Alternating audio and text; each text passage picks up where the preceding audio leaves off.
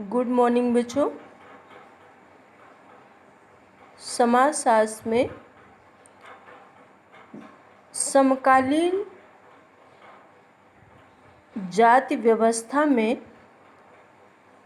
हम लोग अगला टॉपिक ये पढ़ेंगे कि समकालीन जाति व्यवस्था में जो नगरीय उच्च जातियां होती हैं उनमें जाति अपेक्षाकृत अदृश्य हो गई है। इसको हम लोग स्पष्ट करेंगे बच्चों। इस बिंदु को आप लोगों ने जो समकालीन जाति व्यवस्था में परिवर्तन लिखे थे उसको शॉर्ट में लिख सकते हैं, लिखना ही है, लेकिन यहाँ से एक अलग से प्रश्न भी पूछ सकता है। वो इसी रूप में पूछ सकता है कि नगरीय उच्च जातियों के लिए जाति अपेक्षाकृत अदृश्य हो गई है, इसकी व्याख्या करिए। तो यदि अलग से पूछता है तो आपको विस्तृत लिखना है। यदि नहीं पूछता है अलग से तो समकालीन दौर में जाति व्यवस्था में जो परिवर्तन आपने लिखे थे उसमें इस बिंदु को शॉर्ट में ऐड कर लीजिएगा। तो आओ बच्चों समझते हैं इसे। नगरीय उच्च जातियाँ ये क्या है और अदृश्य होना क्या है।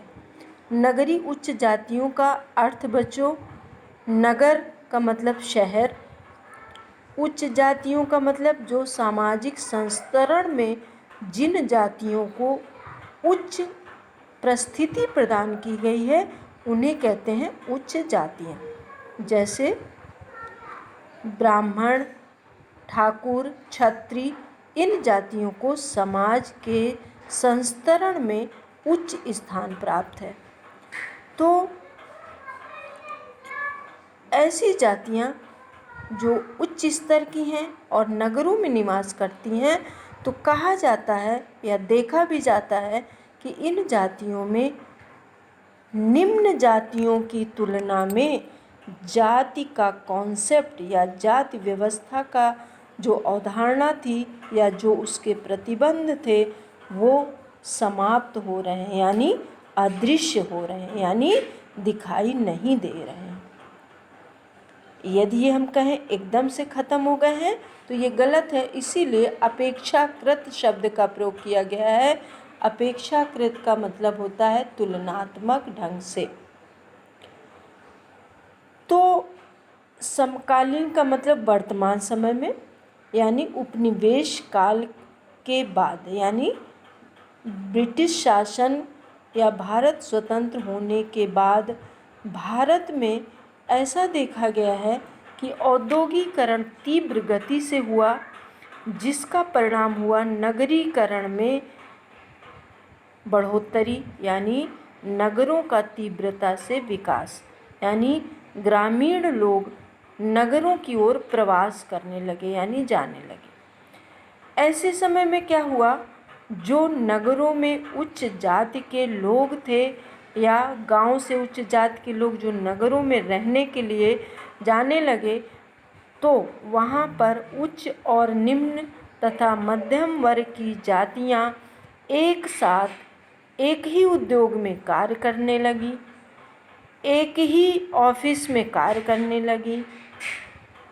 या एक ही मकान में कई जाति के लोग जो संस्तरण में ऊंच और नीच थे निवास करने लगे।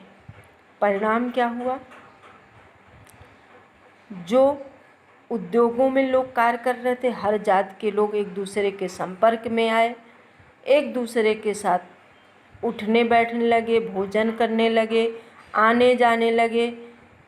जब एक ही मकान में कई जातियों के लोग एक साथ निवास करने लगे तो एक दूसरे के समारोहों में भी प्रतिभाग करने लगे, भोजनों में प्रतिभाग करने लगे।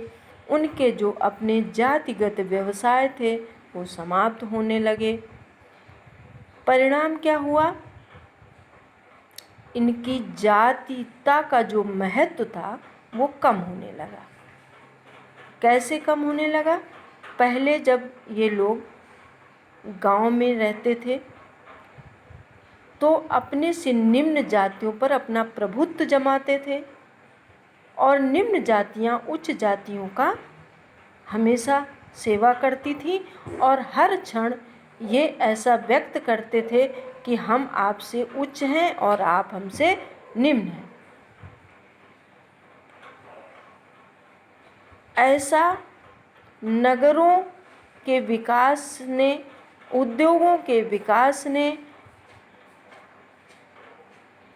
ऐसी मनोधारणा को समाप्त किया और लोग की जो खान पान संबंधी नियम थे, छुआछूत संबंधी नियम थे, सहनिवास संबंधी नियम थे, वो खत्म होने लगे। इस दृष्टि से ये कहा जाने लगा कि उच्च जातियों में जो जाति व्यवस्था थी वो अदृश्य होने लगी। इसके साथ साथ और क्या हुआ?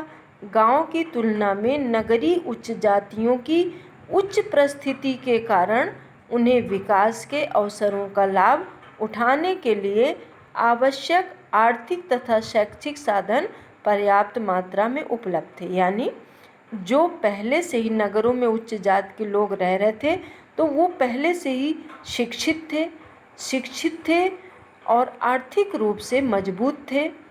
यानी शैक्षिक और आर्थिक रूप से वो पहले से ही मजबूत थे, जिसका परिणाम हुआ कि अच्छी अच्छी शिक्षा, जो तकनीकी या व्यावसायिक शिक्षा थी, जैसे इंजीनियरिंग की, विज्ञान प्रौद्योगिकी की, मेडिकल की या मैनेजमेंट की, ऐसी शिक्षा वो प्राप्त करने में सफल होने लगे उच्च जाति के लोग। जिसका परिणाम क्या हुआ? उन्हें अधिक जो सरकारी नौकरियां आने लगी, वो उसका परिणाम सरकारी नौकरियों में उनको अवसर मिलने लगे, उनके अवसरों का विस्तार हो गया। यानी वो अधिक जगह नौकरी पा सकते थे उनकी तुलना में जो कम पढ़े लिखे लोग और जो आर्थिक रूप से पिछड़े लोग थे। तो अब इन उच्च जाति के लोग जब और अच्छी जगह पर पहुंचने लगे तो इनमें जाति की भावना खत्म होके वर्ग की भावना पनपने लगी। यानी उनमें ये लगने लगा कि अब जाति महत्वपूर्ण नहीं है, अब जो हमारी हैसियत के लोग होंगे आर्थिक और शैक्षिक रूप से, वही हमारे वर्ग में शामिल होंगे। आपने शहरों में देखा भी होगा, जो अधिकारी वर्ग हैं वो चाहे जिस जाति के हों, उनका एक अपना अलग समूह बन जाता है। वो एक दूसरे के यहाँ आते जाते हैं, एक दूसरे के समारोहों में भाग लेते हैं। यानी उनमें जातिगत धारणाएं कम होने लगती हैं। इसी के साथ साथ विवाह में भी देखा जाता है, उच्च जाति के लोग जरूरी नहीं होता कि अपनी ही जाति में विवाह करें, वो अपने से इतर अन्य जातियों में भी विवाह निम्न जातियों की तुलना में ज़्यादा करने लगते हैं।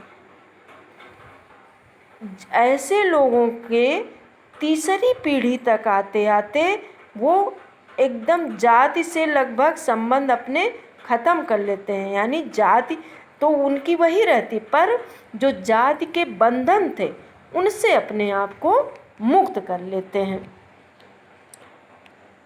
क्यों मुक्त कर लेते हैं? क्योंकि वो जाति की जगह अपना वर्गों में विभाजित हो जाते हैं।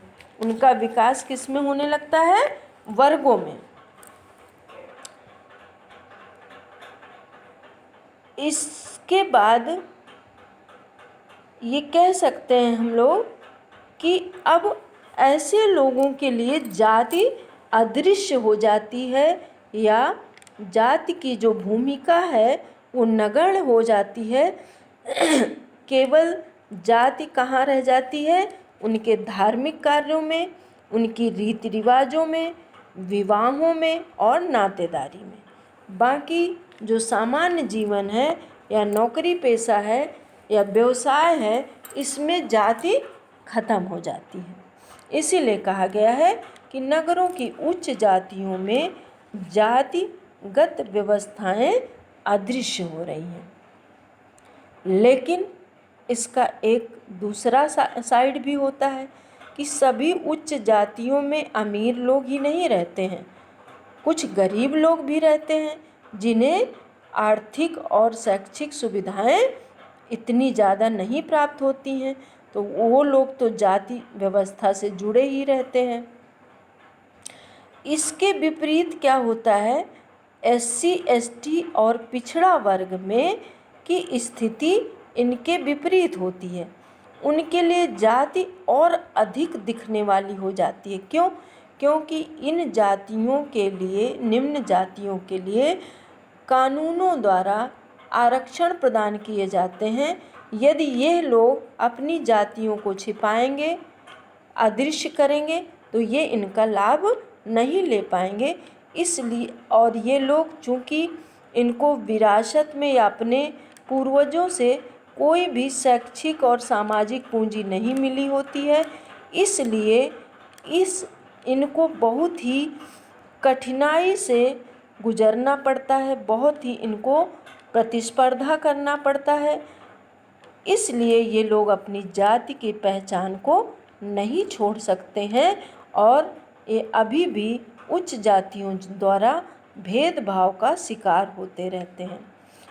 आरक्षण की नीतियां और राजनीतिक दबाव ही इन्हें बचाने के उपाय होते हैं। इन उपायों का प्रयोग इनकी जाति को महत्वपूर्ण बना देता है। यानी निम्न जातियां अगर आरक्षण नीतियों का लाभ लेना चाहते हैं तो वो अपनी जाति को छिपाकर नहीं ले पाएंगे। इस प्रकार से हम कह सकते हैं कि जाति रहित प्रतीत होने वाली उच्च जाति समूह और प्रत्यक्ष रूप में जाति परिभाषित निम्न जाति समूह, इन दोनों समूहों का सन्निकट होना ही आज की जाति संस्था का केंद्रीय पक्ष है। यानी कि उच्च जातियां जाति रहित प्रतीत हो रही हैं और निम्न जातियां प्रत्यक्ष रूप से जाति व्यवस्था से जकड़ी हुई हैं और ये दोनों साथ साथ चल रही हैं। यही आज की जाति व्यवस्था का या वर्तमान जाति व्यवस्था का रूप है। तो बच्चों, ये समझ में आ गया होगा आप लोग को। जो ना समझ में आया हो उसे आप लोग पूछ सकते हैं। धन्यवाद।